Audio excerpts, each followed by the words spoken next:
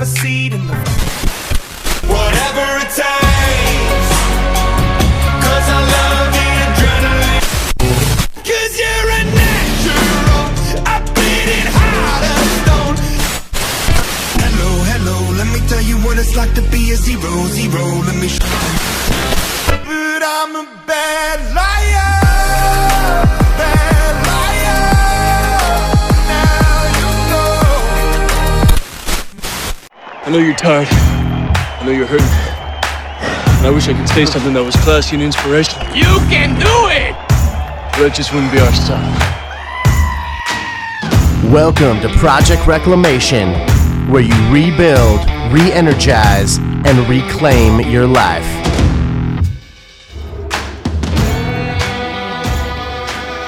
Waka waka. Waka flocka? Flocka waka? Waka welcome to Flock of seagulls? this episode of the as the Project Reclamation turns. We said that last week. You totally did. That's all right, But though. sands to the Project Reclamation. Like sands to the hourglass. The young and the reclamationists. Ooh, I like that. Yeah. I just that kind of sounds very hipster. I dig your like NPR voice. Yeah. Hello, my name is Justin Beckstead. I'll be your Sherpa Frick. up the mountain of inspiration today. Yes, the mountain of motivation. Today we're going to pass 18,000 feet of pure, unadulterated inspiration. Yes. With me today is my good friend and fellow Sherpa, Tim Frick. Welcome, Tim. Why, thank you, sir. I'm Yes, so happy to be here. Hopefully you're acclimated to the the altitude up here. Did you get my joke? Yes, I've been chewing on inspirational coca leaves. Ah, you've been masticating the flocka, huh? Yes, I have. Why, Yes. thank you, sir. It's such a pleasure to be on the phone with you, my friend. Yes, it's good. We haven't spoken much this week, so no. I feel as though we're growing apart. Our friendship is growing apart. So this podcast is bringing us together. I think this might be the end. This is the end. What's that? My only friend. I don't even know if that's the words. But Yeah. Let's just keep talking like that and see how many listeners we can lose in the first 5 minutes. Right? Yeah. Today I'm going to describe the heraldry on a $1 bill. Yes. Pyramid. I'm gonna count the leaves. I'm gonna count the rings on Bing Crosby's Christmas album vinyl. Oh, that sounds like a good way to keep yourself busy, my friend. Yeah, for sure. All right, snapping out of Can you TV, count the rings TV. and then tell like something about like the droughts that year and like how many years that album is old? Yes, Like a tree?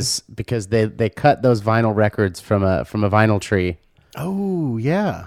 That would actually be kind of cool to a vinyl tree. to take like a cross section of a tree. I know that they're not like, because the way that you lay down audio on a vinyl record, they're not concentric circles.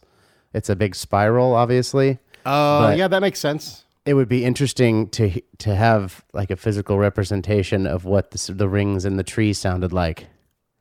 I bet you probably. It would probably do like that. cool, I don't know. harmonious. Like, I don't know if there's any way to actually do that, but Oh my god, dude! And then you'd find out that it would be the like tree, Pocahontas. It sounds like whales. The olive of the mountains, and what the wood from the tree sounds like. Yeah. and paint with all the colors of JB. I don't even know why I know that song. Yeah, I don't know either. That's one of those things where we grew up in the late 80s or the 80s and 90s, and Disney was hot on its trail for Hard to escape. Yeah, they were pushing those songs with subliminal messaging down our throats in those VHSs, man. I mean, I can sing like Under the Sea. I mean, it's all like, dude. And I'm fairly certain I know Lion every song King. from Aladdin. Yep. Yeah, because I mean, I can show you the world. Well, it's funny because I've only watched those movies. I mean, I didn't watch them a ton when I was a kid, but I mean, you watch them 3 or 4 times over the years, and it's like it just stuck. I mean, I've seen Aladdin quite a few times. Yeah, 'cause I like guess that have to. one, and mostly, I mean, Robin Williams totally made that movie. Oh, dude, you know they're coming out with a new one, right? With Will Smith as the genie. Yeah, and I just know. can't. I just Not can't get behind it. Super stoked about it. I mean, the live action will be kind of cool the way that they Yeah, do and I mean, animation now, but He has to totally recreate that character in a completely different way. I hope he doesn't try and recreate Robin Williams, because that's a non-starter. Yeah, completely a non-starter. But I mean, it could be cool as long as they have a real tiger. I'm in. Mm-hmm. Because What was the tiger's name?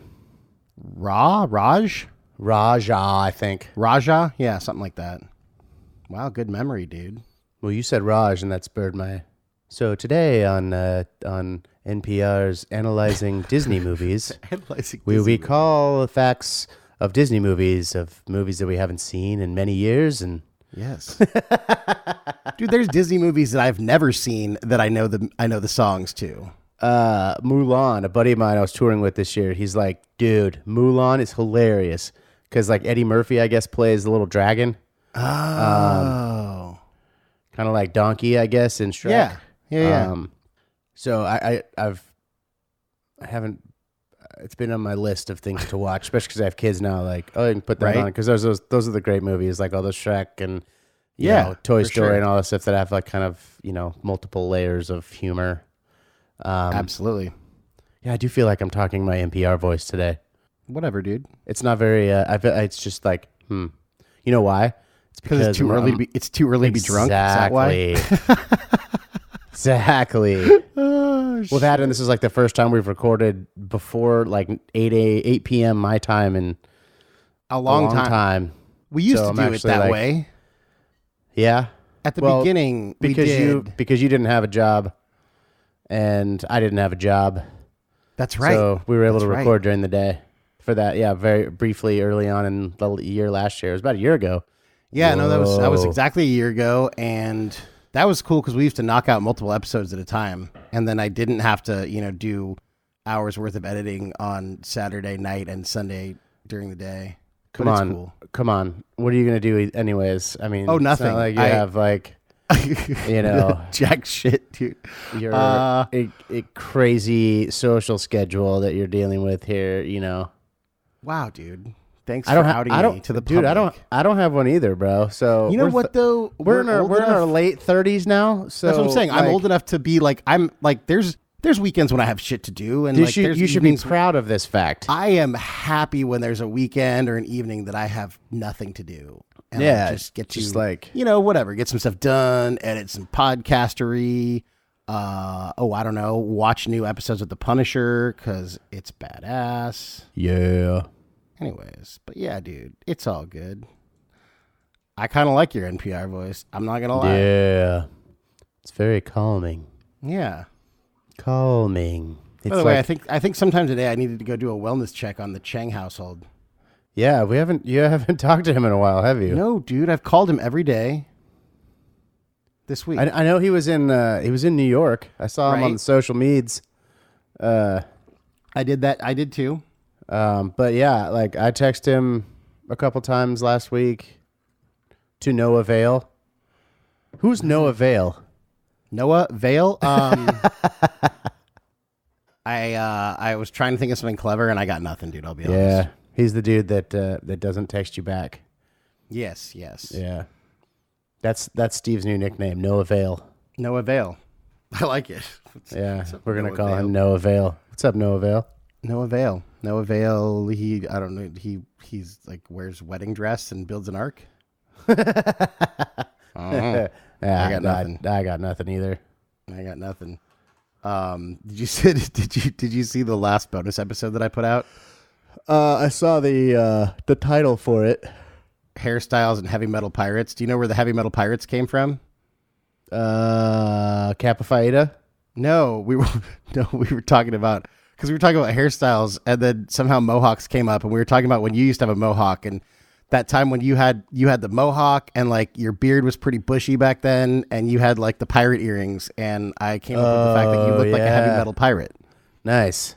So you are the heavy metal pirate. I am the heavy metal pirate. I wear that badge with honor. Oh, dude, there's nothing bad about it. That's a badass no, for sure. That's pretty badass. The heavy metal pirate. The heavy metal pirate. Yeah. You either listen to heavy metal and like sword fight and like steal shit, or like you only steal like iron and whatever heavy metals are. I don't really know. Iron, is that a heavy metal? Silver, lead. Heavy metals are like the stuff that's bad for you too, right? Like, Yeah, I think it's like lead, maybe mercury. I don't know. let's see. Dude. Let's Google machine what heavy metals. To the Google machine. We need like I need a sound effect for to the Google machine. The term heavy metal refers to any metallic chemical element that has relatively high density and is toxic or poisonous at low concentrations. Examples of heavy metal Interesting. include mercury, cadmium, arsenic, chromium, thallium, and lead. Yeah, I think So I got- basically I got everything two of that's them. in chemtrails. Although chromium is a weird one because, like, when you add the picolinate, whatever the fuck that is, does that change it? Because like you take like people take chromium picolinate pills. I'm pretty sure chromium picolinate is in your fucking multivitamin. I don't know. I could not speak to The that. vitamin industry is trying to poison us. Well, I mean, because they're so heavily unregulated. Not heavily unregulated. That's very true. And that's why so many supplements they will sell you are complete bullshit. Made in China by tainted chromium. 100% of our budget is spent on marketing and 0% is spent on science. Here you go. Chromium. Okay, so there's maybe this chromium has a parentheses 3 behind it. Maybe it's a different kind of chromium. No, I'm sure it is. And It's a chemical compound sold as a nutritional supplement to treat type 2 diabetes and promote weight loss. The bright red coordination compound is derived from chromium 3 and picolinate acid. all right. Basically, sure the we formula is chromium C6H4NO2 3. Can you draw us a picture of that? Totally. Okay. Yep. Click, paste, done. There you go. Nice. I like it. I really don't like have it. anything. Yeah. That's all right. I don't know, man. Heavy metals. Woohoo. Heavy metal. Well, it kind of makes like heavy metal music more like, oh, okay, this is bad. It's for edgy you. and dangerous. Yeah, it's like Yeah. It's like here's some cadmium in your spaghetti. I'm not sure. I don't know why I said that, but cadmium whatever. bolognese. Cadmium bolognese. These are cadmium meatballs. Yeah. Cadmium. Nickel cadmium alloy. Isn't that, Cadmium- they put that in batteries, right? Yeah. No. Nickel cadmium alloy. That was what Terminator 2 was made of. Oh. I am from the future. I am a nickel cadmium alloy. Well, he wasn't a nickel cadmium alloy, or was he? No, he was. He was. Oh, the other guy was like mercury or something. Yeah, something weird. I don't know. Interesting. Yeah, and the batteries are, well, there's lithium ion, and I don't know what the hell the other. That's right. Yeah, nickel. No, yeah, whatever. Doesn't matter. I'll be back. I'll be Beethoven. Interesting. Yeah. But when I say cadmium, I think of Cadbury eggs. I know, right? Cadmium eggs. Cadbury eggs. Mary cadmium. Mary cadmium, eggs. JB. Mary cadmium. I had a Mary cadmium to you as well. Yeah. Thanks, buddy. Thanks. We'll probably only experience one because if we eat an entire egg filled with cadmium, our organs would probably shiver, What was sputter, that? explode, and then bleed out of our orifices. What's the shit that glows in the dark? Oh, radon. Radon, like the Radium? radon, like gas. Because radon is very prevalent out here in the super rocky subsoil regions, like in the south. Because like we have, you have like a huge radon industry. Like it'll literally kill you if it gets to certain concentrations. So they have radon vents, and you have to like put down. They did a whole episode on one of the companies that made that, because I think if that's stuff that glows in the dark, then they used it for like, they would like use it to paint like the little, like if you have like an old ass watch that has No, like I don't think it's the same thing. Radium, maybe? Is that a thing? It might be radium. God damn it. I feel like an idiot this morning. It's all right. It's all good. It's because we haven't had the whole day to, josh our brains. I don't even know what that means. I'm just getting started here. Maybe maybe this will be the opposite of like a normal episode. Instead of like having steam at the beginning and then losing it at the end, we'll just like gets to Yeah. at the end. And like we have none right now, but Radium. There was the Radium. There we go, Radium. girls. Yeah, the Radium 'Cause, girls. Yeah, because they had all these girls that worked there, and they knew it was poisonous, but they didn't tell or something like. Well, and it was during like the war too, where you like needed the job, and there was they were painting the arms of the watches and clocks and stuff like that, right? Yeah, but then these girls would because it glue in the dark, like it was cool. So they would and these girls there was a lot of like younger girls. Oh and yeah, would, like put it on their face and stuff. Yeah, they'd like paint their face and shit, and then like go out clubbing or whatever clubbing was back in the freaking 30s. 40s. They were cutting a rug, cutting the rug, go into the. I was gonna say the speakeasy. The speakeasy, yeah. They were going to see Count Basie. Yeah, there you go, buddy. Big band orchestra stuff. Big band orchestra, or maybe putting on your flapper dress. Yeah, doing some jazz moves, slick jazz moves. Yeah, right on. So yeah, stay away from radium, kids. Stay away from radium. It's bad for you. I can imagine that radium is bad for you. I would think. I mean, I can imagine a lot of things. Well, can you imagine dragons? I can. Yes. Which reminds me, I'm a few seasons behind on Game of Thrones, but that's dude, okay. Are you really? Catch up, dude, because the new season is going to be, I hate to say this, but fire. I hate when people say that.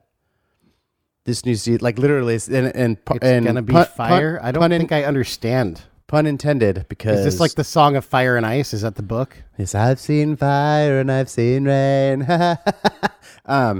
No, but dude, you need to like binge the next few seasons, or however you're behind. Fine. Because once this is unleashed, it's kind of like artificial intelligence. You can't rein it back in. I think it's going to be that good. You can't put the toothpaste back in the tube, dude. man. It's so good. I was so late to the party on Game of Thrones, like so late. Yeah, and I was the opposite of late, but then I got behind a little bit, and then same with The Walking Dead, man. I just got behind, and then I just never caught up. So I'm like probably 2 seasons behind on both of them. Oh yeah, it's Walking Dead for me. Like it got boring. It got boring, and then it got good again. Did it really? Like, yeah. Okay, so what's the dude, Jeffrey Dean Morgan? Dude, Jeffrey Dean Morgan is the one who breathed life back into that show. Really? Okay. Yeah. So he's like the next human bad guy to overcome kind of thing? Yeah, but he's better than the governor. He's better than, well, I mean, the best bad guy in that show was Shane, but it's like funny because I'm like watching The Punisher. I'm like, dude, what would The Walking Dead be like if like Shane was still alive? Right. And like, don't get me wrong, I love Rick, I love Andrew Lincoln, but what if Shane had killed Rick instead? Like, totally different show, mind blown, bang. Spoiler alert.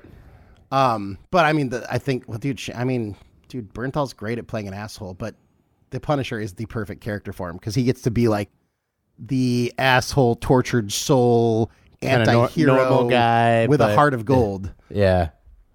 Have we had this conversation before? I think we have. Possibly. I'm sure we have. Let's be honest. So yeah, Imagine Dragons. I think that's our topic today. Yeah, totally. Well, more specifically. Okay, so we tricked the lead you guys. singer I'm sorry. of Imagine Dragons, Dan Reynolds, has a pretty interesting story. So let me give a little brief history about the band in case I'm sure you know who they are. I actually learned some stuff. So basically, the band Imagine Dragons was started by frontman and lead singer Dan Reynolds, native of Las Vegas, Nevada, in, I want to say 2000. What? Yeah. I'm just kidding. I don't know. Sorry, keep going. So he started this band, and actually, funny story, not really funny at all. He was at BYU going to college when he started this band. He put together this little band, but he is the only original member left. He's replaced everyone else in the band at different times. They got their first break in 2009 when Pat Monahan from the band Train. I love that guy. Dude, Train, Pat Monahan's great. Train, I love that. No, that's my joke. So Train. There was a music festival called the Bite of Las Vegas. The Bite of Las Vegas Festival, 2009. I guess Pat got sick, and Imagine Dragons were called in to fill in, and it was one of their first like decent sized performances in front of 26,000 people. So that's pretty badass. Their first single was released in I'm not really sure, but it was called 2008 or something like that. Yeah, called It's Yeah. Time. And then they got signed to Interscope Records in 2012 with their first album, Night Visions.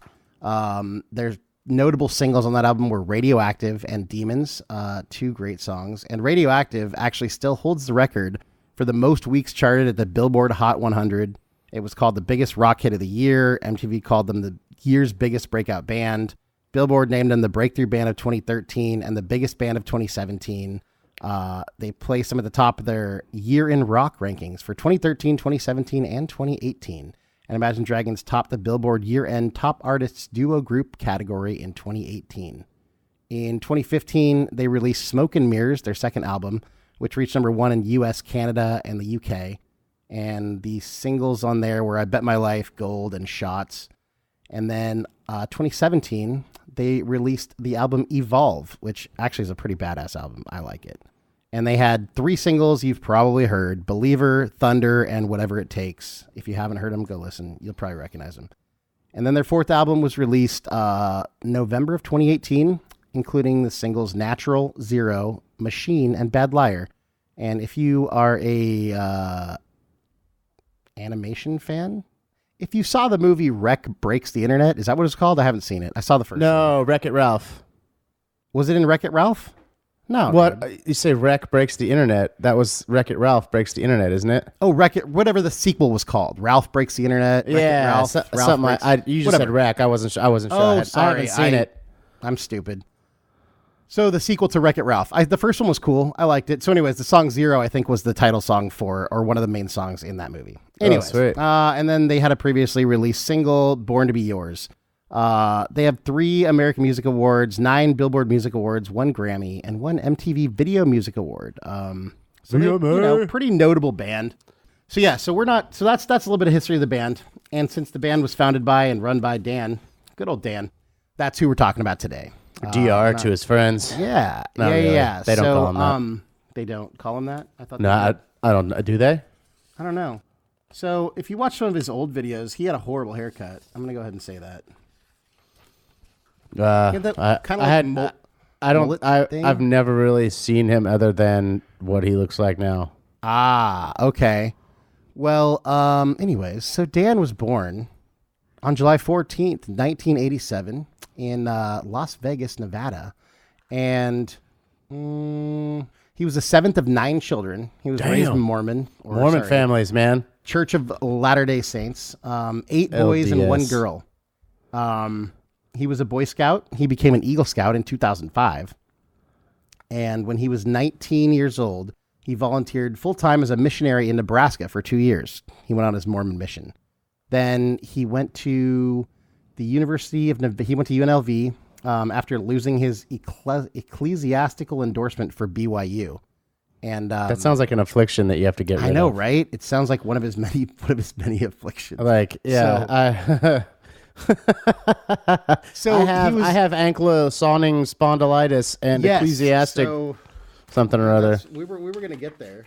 No, you can keep going on your story. I just No. Okay, so he went to UNLV after getting kicked out of BYU for having sex with his girlfriend. Yes, they take their Mormon values very seriously, and so that was he started writing. I mean, I'm sure he had been writing before, but he basically used writing as a refuge. He said, because he felt very kind of boxed in with his faith, and he felt like he had to repress a lot of things, and that is kind of one of the things that kind of forced him to use writing and music as kind of his sort of communication when he felt like he was very boxed in, and that's why he started writing.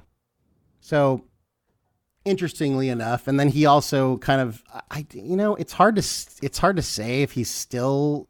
I think he still identifies as a Mormon, but it's kind of hard to figure that one out. But he definitely has put a lot of work into trying to bridge some of the problems he sees with his faith with some of the beliefs that he has. And I believe there was even an HBO documentary that was made. I'm trying to figure out what it was called. Yeah, he was. He's a big proponent of the LGBT community. Yes, and interfacing them with modern Mormonism and kind of being just not just the LGBTQ community, but just everybody in general, being more tolerant and Yes.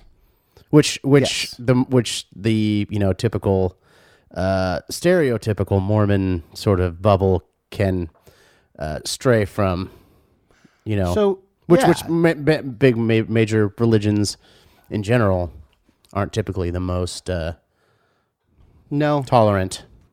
none of the ones I can think of are. I don't know anything about Judaism and homosexuality or LGBT, but I know. Yeah, I don't either. Catholicism, not so hot on it. Islam, not so hot on it from what I know. Mormonism, not so hot on it. Anyways, that's not really what we're talking about today. No. But he's he is a proponent of a lot of different things, a lot of good causes, and he definitely gives back a lot. But what makes him really interesting is he suffers from, I don't know how to say this, ankylosing spondylitis. That's I think that's a pretty good stab at it. All right, or That's what I would have come up with. We're gonna call it AS, and what it is it's a rare disease that causes severe inflammation on the Like a type spinal of cord. arthritis. Yeah, so it basically it causes inflammation in your spinal cord. So depending on where that is, it can cause severe chronic pain in all sorts of different parts of your body. So that, and he also suffers from ulcerative colitis, which I'm guessing is some horrible digestive disease. In addition to all that, he's been heavily depressed for most of his life since his teens. So you can imagine kind of a little bit of a rough road to deal with all that shit at once. And in an interview, and we have to give credit to Men's Health for this, because I knew of the band. I knew some of their songs. I did not have any idea of the story of Dan Reynolds, but I was reading my Men's Health magazine, the most recent issue, and they did a whole kind of thing on how he's kind of changed his life recently, which I thought was a cool story. So I called JB. I was like, hey, dude, we should cover this. It's pretty badass.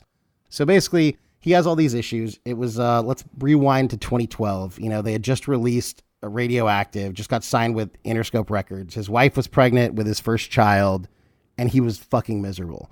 He could barely, because of all the severe pain, he could barely lift his newborn daughter, and performing was miserable because he said he would hobble up on stage and just stand perfectly still throughout the whole performance. And if you go YouTube some recent performances, that dude is like, he's like a Tasmanian devil. Yeah. Or even just go watch the Thunder video. He's just, jumping around, dancing around. So anyways, the first thing that he chose to deal with was his depression. And if you listen to, there's a lot of, because he writes, I think they write all their songs. I could be wrong, but I know he writes a lot of their songs. They do. I'm pretty sure they do. I think they do. So the song, one of my favorite songs for lyric wise of theirs is, and even though JB thinks it sounds like a Coldplay song, that's cool, dude. Just the first part of it does, and you guys. No, for sure. It's a song called "Demons," and it's very. I mean, it's slightly veiled, but it's very much about dealing with mental issues and depression and probably worse than that. Who knows? So I think very cool. But so the first thing he did was he got a therapist. He started seeing a therapist, and then he's actually done a lot of stuff. I mean, everything from social media to talking about it at his shows to kind of break the stigma that comes with, first of all, with like having issues like depression and anxiety, but then also with, seeking help or talking to someone. Cause there's a lot of, I think it's a lot better now, but I think there's still a stigma, especially in certain cultures and certain, subcultures with, and sometimes it's just your family, like, oh, well, no frick man is going to go talk to we're not weak. We don't need to talk to a psychotherapist. But I think a lot of people struggle with being a burden too. They think like if they have those issues, they're a burden. I remember hearing a interview with like Robin Williams, and that was one of his big things was like, he had these serious mental issues and he didn't want to be a burden. And it's like, well, yeah. I can see that. I can relate to that. But it's like at this point, I can see that. That's what I think a lot of Dan's stuff is like, well, you need to figure out that if you want to be, not a burden, you need to take care of yourself to get past that, Absolutely. Yeah. Looking forward. So. Well, and it's interesting because one of the things that his therapist one of his breakthroughs he was talking about in this interview was that he had been basically doing everything for other people, for his faith, for his church, for this, for that. And he hadn't done anything for himself. So he was kind of like a slightly broken individual. And he had never taken care of himself. You know, he had been putting everyone else's oxygen masks on and never put on his own. So, you know, I don't know all the dirty details of this, but basically he decided that he was going to face everything with, you know, what is my truth and how can I be the best version of myself? And he ended up divorcing his wife, and, you know, they had 3 kids together. And I was like, well, that's interesting. But now they're dating again. So kind of when I did more research into it, I guess he felt like he had to go kind of make himself a better version of himself. And then he wanted to come back and be, you know, try it again. Yeah. So I thought that was kind of cool. I don't know I don't know all the details, so it is what it is. But back to the whole mental health issue. And we were going to have Brett on. I might do a bonus episode where I just interview Brett about what he's got going on. But here's just a quote I found. We have a stigmatization in our society today that is hurting our youth, even killing our youth. We cannot hide the fact that we all need help. It is not a broken thing to be depressed. We have a stigmatization upon depression, anxiety, and a therapist. I have a therapist. It does not make me broken. It does not make me weak. I was diagnosed with depression. It does not make me broken. It does not make me weak. There are many people out there tonight who are holding it into themselves, not talking to their friends, their parents. If available to you, a therapist. Don't hold it in. Talk to somebody. You are not broken. I understand the grayness. I understand the numbness. It gets better. There's light up ahead. And above all, your life is always worth living. Always, always, always, always. You are not broken. So I thought that was a really cool quote. So yeah, so once he kind of started seeking help and kind of working on his mental health, he's been extremely open about, you know, talking about it and trying to remove the stigma that comes with getting help. And I think that's super cool.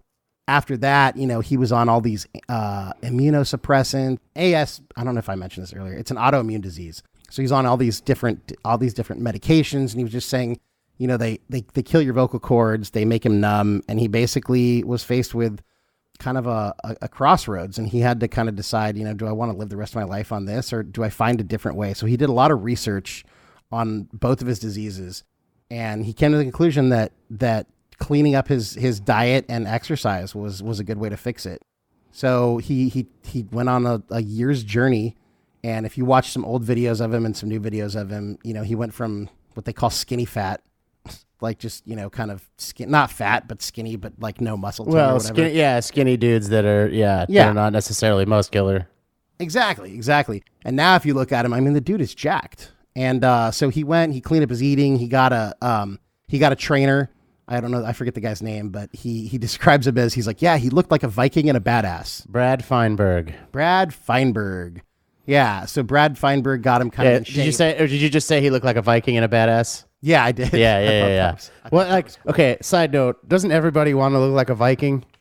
How, like, just as far as the toxic masculinity version of people, like, well, dude, dudes these days, like, I want to be a Viking. Like, that would be badass. Just like Thor, dude. Chris Hemsworth is Thor. Like, who doesn't want to look like that? A sophisticated Viking, you know, able to call on the brute when needed, you know? Yeah, actually, the Vikings were pretty brutal people, but that's cool. Well, I meant more in today's. Being like a sophisticated Viking, you know. Yeah. So now it's over a year. He transformed his body. You know, his body fat hovers around 6%. He eats super clean, super healthy. I don't know if he always was, but he describes himself as a straight edge. But I thought this was kind of cool that the guy asked him, like, so, like, you're telling me if the paparazzi weren't watching, like, and you just had a great show, you wouldn't have a beer? And he kind of laughs. He goes, oh, it could happen. He goes, they might even catch me doing something worse than that. I believe in living in the moment. So kind of like to wrap up, the end of this Men's Health article is pretty cool. He said he owes his newfound calm to being more honest with himself. I've finally resolved a lot of these issues in my life. This has been the first time in 10 years that I can say I have no depression. Sadness? Hell yeah. It's included some of the saddest times in my life, but no depression. I'm stronger than I've ever been. And I thought that was really cool because he basically did what he had to do to take control back in his own life. And I mean, for him, it was, you know, diet and exercise played a huge part in it. But I think the first step from what I can tell, was really kind of addressing some of the mental barriers that he had to the journey that he was on. And once he was able to do that, then he could kind of clean everything up. And I mean, let's be honest, improving his mental health was probably a huge first step in, kind of changing. Well, yeah, that's the foundation of the house, I mean, Absolutely. You gotta build a good foundation to build a bigger house on, or whatever, That's stronger very, house, very like, true. so, I mean, yeah, no, I really, when you brought this up the other day, I was like, I didn't really know. I mean, I like Imagine Dragons music, and I'd seen snippets of the documentary that he had put on, but I didn't really hear his story. And I'm all about, these transformative, relatable stories that like this, because like I think we've been trying to jumpstart similar transformations on ourselves for a number of years, Yeah, for sure. I think it's a large part of this podcast too, is us trying to just sort of immerse ourselves in these stories so that it just becomes our kind of normal, everyday sort of thought process. Yeah. And also just, find inspiration and motivation in all sorts of different people. I mean, here's a guy. Yeah. We've we knew a few of his songs, but like we didn't know anything about him, and he's got a pretty inspirational story. And the fact that there's, I mean, we've kind of brushed on the mental health topic a few times. Well, it's a tough one because we're not experts, so we don't want to like put out the thing that we know what we're talking about really, but you want to be able to bring some sort of attention to it so that and realize that it's more prevalent than we think. And just kind of like he was like Dan saying, is release that stigma on it so that it's like, okay, well, it would be like if people like were overweight and they didn't want to like admit they were overweight, it's like it's there, but you can change it. You can take steps to, Absolutely. To lose the weight. And it's the same thing with mental health, like it's just a little bit farther down and it's harder to recognize so that people can hide it better, Right. Yeah, you can't hide you yeah. Like just well, put on a baggy, you can hide being overweight. put on a baggy sweater with clothes and stuff like that. But yeah, and that was maybe not the best analogy, but no, I liked it. It was good. It was just funny, but yeah, I'm not an expert. And I don't know, and I think I've been depressed. I've never been diagnosed with depression. I'm sad. I like how he draws kind of a difference between sadness and depression. I mean, I think we all experience some depression and some sadness at times, but I do think that whether it's depression or just anything, or just, I don't know, being alive, day-to-day stuff, like it's very important to have people to talk to. And if one of those people is a therapist, there is no shame in that. And that's one thing I know is that I want anybody who can benefit from talking to anybody. But talk to somebody, because we're not solo creatures. Well, and I've pack animals. I've been coming to this realization over the past few years. I've been like I don't want to say everybody because that's a stupid generalization, but like I've been kind of like searching for that thing that will make me happy like all the time. Like what's going to put me in a good mood all the time, and then I'm like, well, you can't be in a good mood all the time. No. Not 100% of the time, because like that would just be first of all, I think impossible, and second of all, it'd be really weird. Like if you didn't experience sadness, and that's just not realistic. You're going to go through your life. There's going to be there's going to be ups and downs. That's what's great about life too, is the fact that that dynamic nature of that. The timeline. It goes up and it goes down. When you have really big ups, you're like you can appreciate them because you've had the really really bad downs. Yeah, if you were happy all the time, you would never appreciate it, and it would just become your new normal. And that's the thing. I think that's kind of what I've been doing, is realizing that it is going to be a dynamic ride. So when I'm like, why don't I not feel good? Like, well, okay, you may not feel good now, but figure out what's happening, and that's part of the ride too, is being able to actually take that little thing there that's not making you feel good and fixing it. That's one of those things that, like, as human beings, we like that tension, to be able to fix a problem to fix. So kind of, looking more inward. It gives you a sense of what you can do too. And that builds confidence, and that makes you stronger. So, I mean, yeah. And just looking more introspectively at yourself and being like, hey, I don't feel great now. I'm not in a good mood, or, analyzing it or finding someone to help you, like a therapist. That's a proactive way to get yourself out of that hole. And there's nothing wrong with that. You take your car to a mechanic because you don't know how to work on your car. There may be people who do, but there's professionals who know how to analyze what you're going through and help you with it. That's what they're there to do. It's not psychology is a very, very old discipline. People have been doing this for a long time, and why it's stigmatized, I don't know. Maybe I couldn't tell you, but the fact that they are there, people are there to help you, is a huge tool that I think is kind of underutilized. Well, I think it's just like talking through anything. I mean, I think a little bit of running your, it doesn't even have to be depression or mental health or anything, but if I have an idea for something to do, or a business or a project or anything, like, I'll call you and run it by you, and you can kind of give me some sort of constructive criticism and help, because who knows, maybe you have a different insight to it. And I think part of it is just that. You look at the first 3 Star Wars movies that were made. George Lucas had a lot of people around him kind of giving him criticism, and that made those movies better. When he came out with the first 3, which were really the second 3, well, you know what I'm talking about, like the Jar Jar Binks ones. He had nobody. He had no naysayers. 6. Everybody was like, "Oh, George, that's a great idea. That's a great idea." He was surrounded by yes men, and they were terrible. They were shitty. So I think just having, whether it's an idea, a project, or just your own health, like, having someone to run it by you, or think about it. Like, your brain is, there's mental health, brain health. You see a doctor. There's physical exactly. Mental health, like your brain. Yeah, exactly. Which corresponds with your physiology and stuff like that. But then there's also if you have like heart palpitations, or high blood pressure, or you just don't feel good, like, you go to a doctor. So it's like, it's no different. It's different, but it's not different.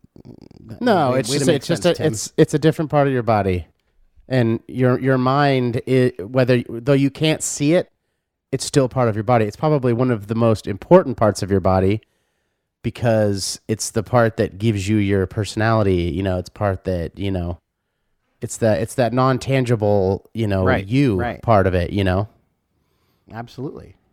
And, when the other thing that I kind of, to sort of switch topics a little bit here, but I kind of like his whole, and I don't know that this was his message, but it's something he just kind of did, was when he realized that, he maybe wasn't the best version of himself, he went and worked on himself so that he could be better to the people around him, a better performer, probably a better songwriter, so on and so forth. And that kind of jives with, we talk about the whole airplane going down, oxygen mask thing all the time, where, you really need to, even though it may seem selfish at times, you need to take time to take care of yourself and make yourself the best version of yourself. Because then, if taking care of others or being better to others is important to you, you can actually do that better if you're a better version of yourself. Oh, for sure. I think he personifies that idea. Absolutely. And especially being a celebrity.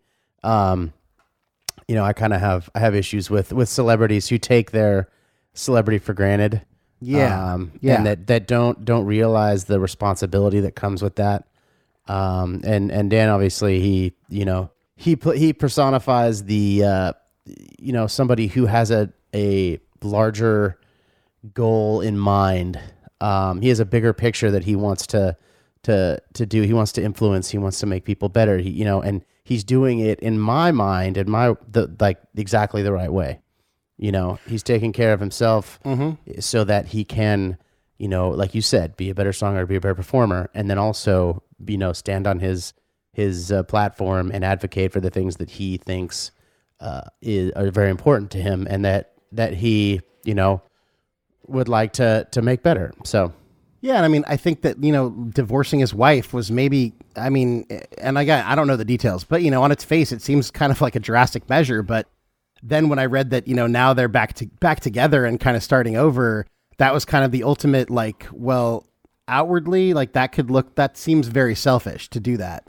But the fact that he was doing that so that he could do what he needed to do and then come back to that and try to kind of rebuild that house on that better foundation, I thought that was kind of cool. Well, and it may have not even been his, him in mind. It may have been that whole kind of, I don't want to be a burden to you, while I'm like this. No, that's exactly what it was. Yeah.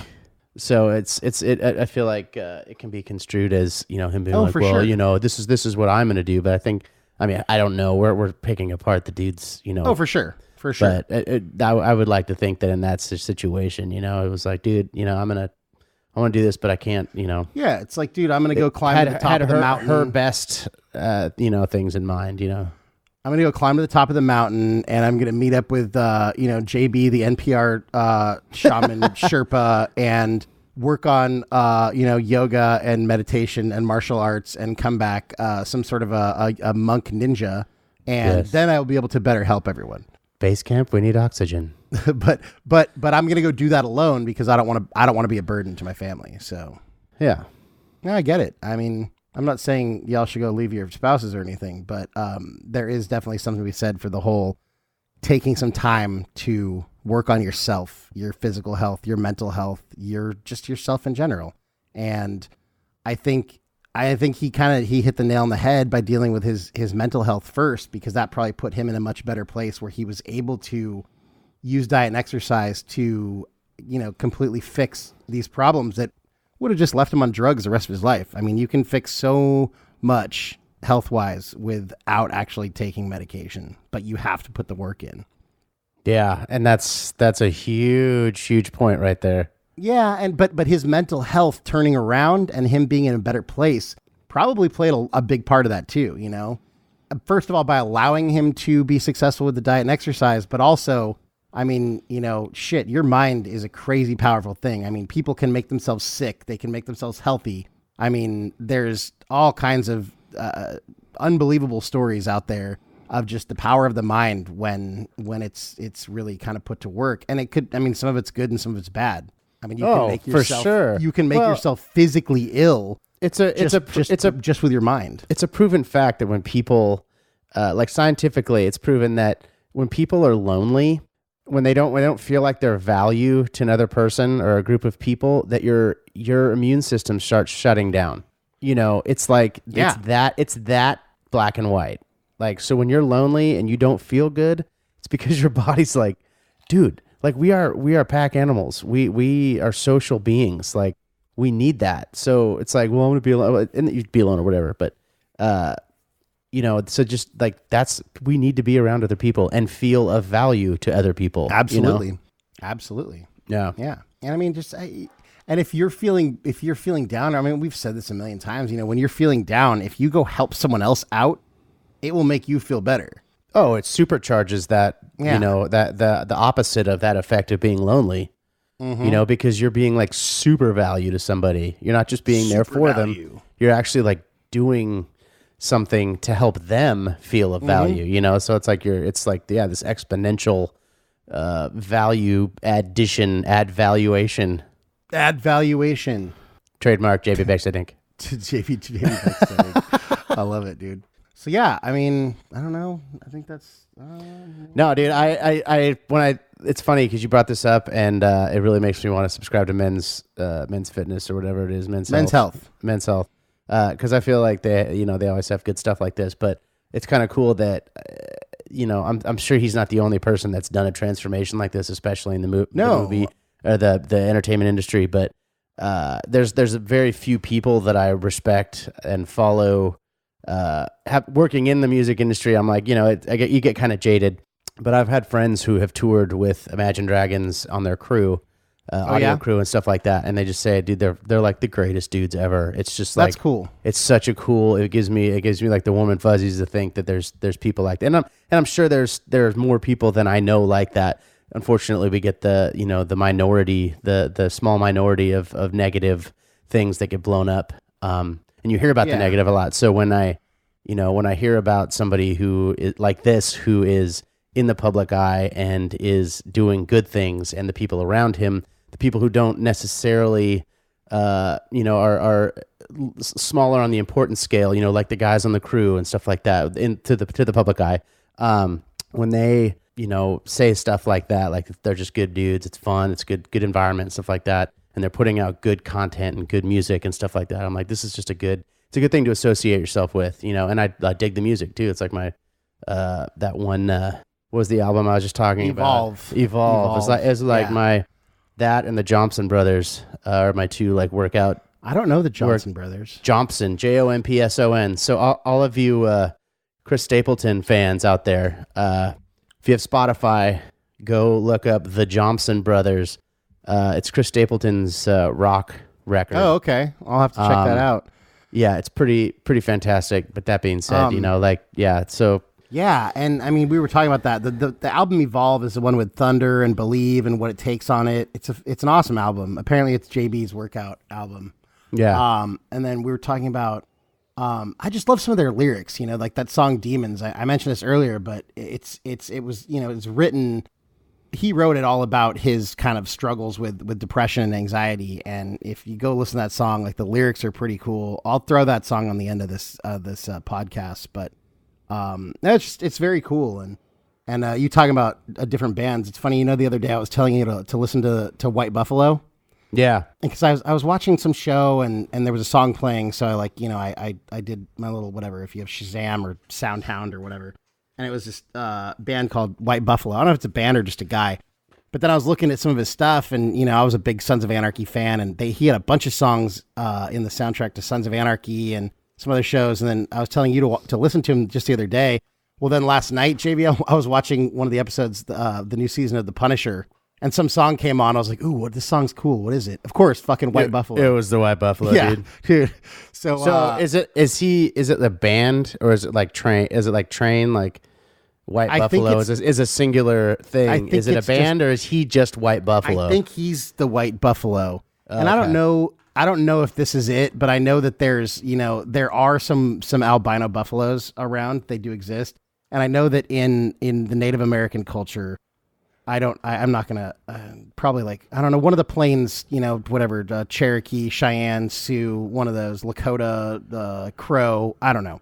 But the white buffalo held like a ton of importance because they're probably, they're obviously rare. But the white buffalo was just had a huge symbolism behind it. I'm not even going to go into it because I don't want to mess it up because I don't know all the details. But I don't know if that's where he took his moniker from or not. But gotcha. Just go look it up.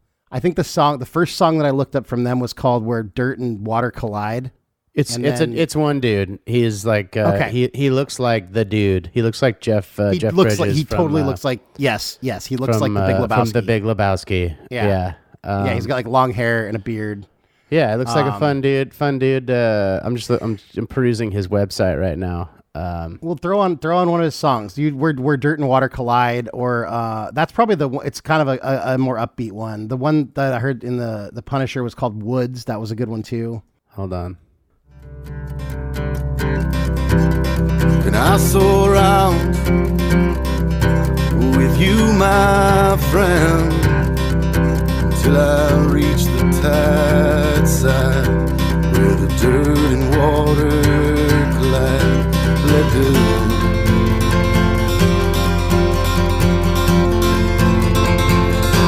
sun.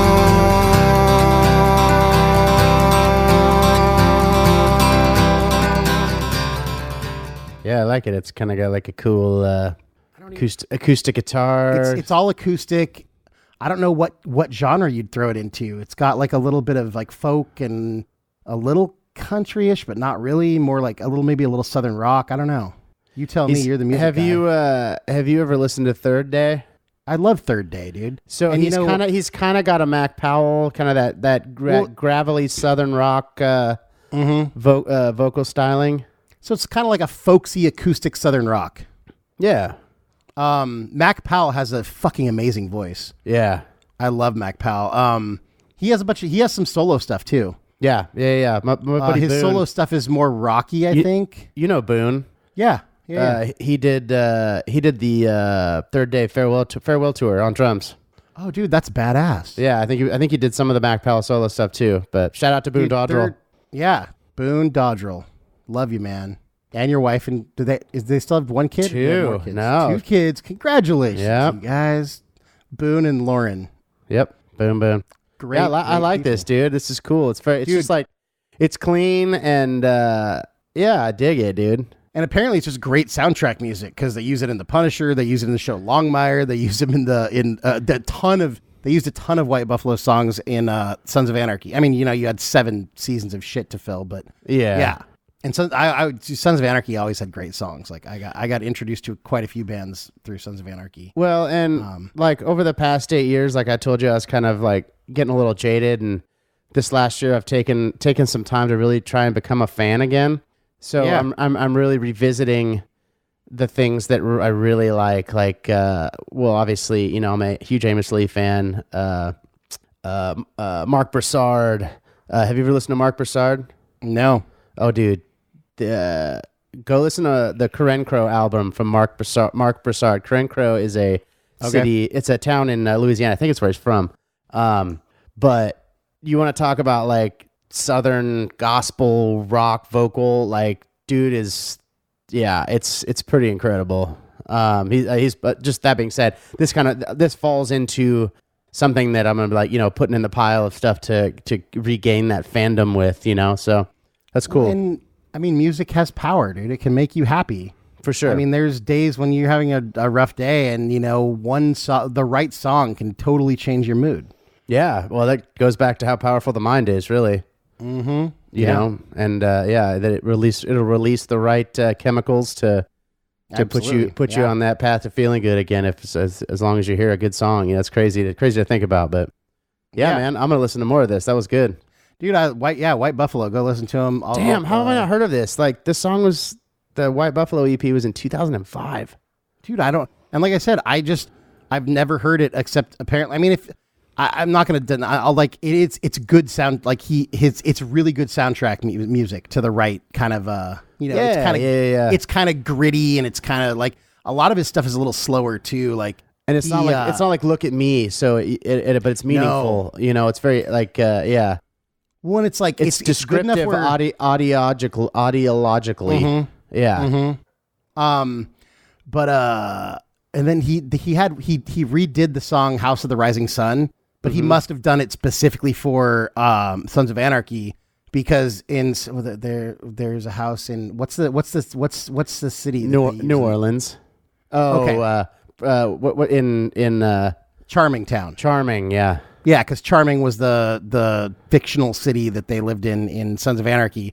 So in this version of House of the Rising Sun, it says there's a house in Charming Town. But it's a really kind of haunting, raw version of that song, and I've always really liked that song, and his version is pretty awesome. So, yeah. Gotcha. There is a house in Charming Town they call the rising sun,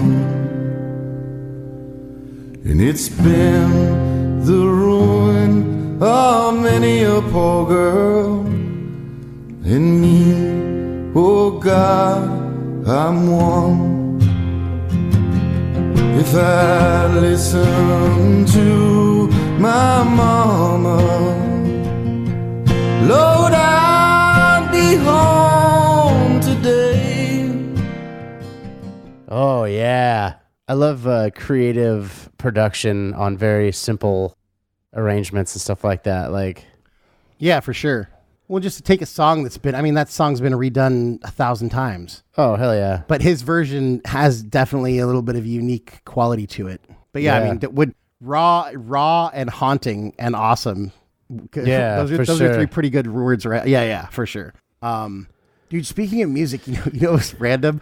I was sending my my team just kind of like a text, like, it was kind of a long week, and so I was like, hey guys, like, it was like Friday afternoon. I was like, all right guys, time to turn work off, like, enjoy your weekend, decompress, like, let's stop thinking about work, and we'll get back in the ring on Monday. And then just to like be funny, I went and I found that, for some reason I thought of that song, that Rebecca Black song, It's Friday. Oh, Friday. Yeah. So I went and I plugged in the link to that song, just to be an asshole. But then I was looking, and so she was 13 when she did that song. Now she's 20, and she went on some show. I've never heard of it, but I don't really watch TV. I mean, I binge watch shows, but I don't actually have cable. But she went on some show called The Four, which is just one of those like music competition shows, and it's got, what's her name, Meghan Trainor, and, P Diddy and DJ Khaled, whatever. Yeah, and so she went on there, and she's all grown up, and she actually has a good voice. I was impressed. Crazy. Yeah, kind of interesting. Interesting. Yeah, dude, I didn't realize, like, I mean, I laughed at that song and stuff, but I didn't realize, dude, that like she got death threats and all kinds of crazy shit. Like after that song. People are stupid. People are fucking horrible. Like some people. Well, we're still recording here. No. I'm just saying people can be horrible. Persons can be awesome, and that's the thing. Like, go help people. Go do good things. Yeah, that's what we're all about. Use your energy wisely. Well, it's just that it's the whole, what do they call it? Mob effect. People just jump in and they pile on. And one person who's maybe being stupid and silly can really do some damage. Either being stupid and silly, or just someone who has their own demons and isn't dealing with them, and they're miserable, and their way of dealing with that is dragging other people down. Yeah, and it's sad, and that's why I think our whole kind of detach yourself from your emotions for a second, because if someone is kind of baiting you to engage, it's probably because they're miserable. So think about that, because the second that you go emotional and you engage, then you have two people engaging in emotional interaction that is not healthy for anyone. Yeah, it's a feedback loop, a negative feedback loop that you don't want to be a part of. But here at Project Reclamation, we're here to cut out the feedback. We're here to cut out the feedback and reverse it. Just call us feedback busters. Call us those little rubber discs that you put inside of sound holes on guitars.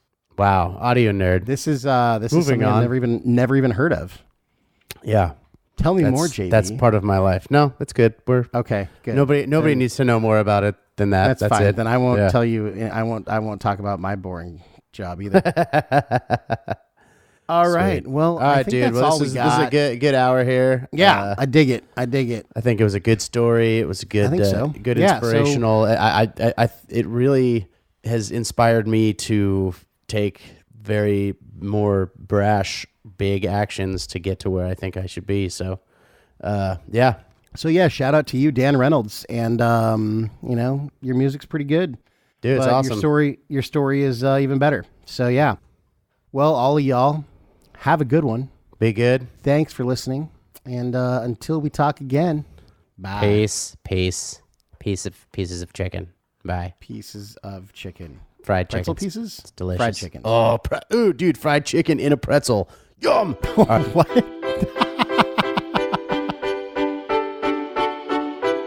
So what I believe you were trying to say is thank you.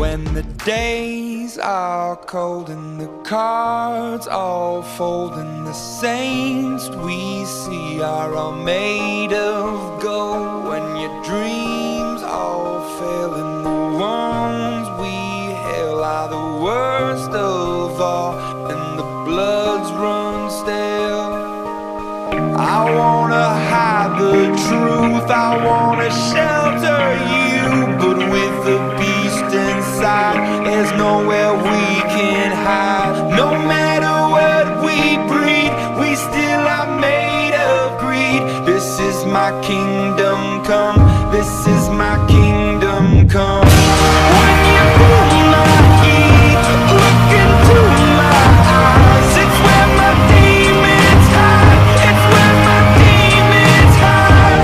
Don't get too close, it's dark inside, it's where my demons hide, it's where my demons hide. Curtains call, it's the last of all. When the lights fade out, all the sinners crawl. So they dug your grave and the masquerade will come calling out.